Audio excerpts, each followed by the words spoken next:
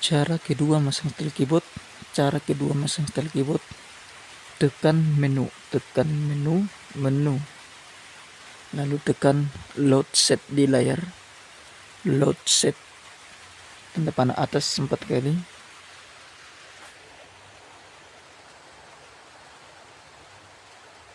Lalu di atas garis samping 3 ini dekat kartu SD ada garis samping 3 sebelah kiri. Garis samping 3 ya.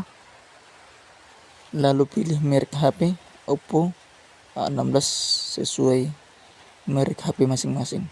Ya, Oppo A16. Lalu masuk ke Android media, masuk ke media. Lalu masuk ke WhatsApp.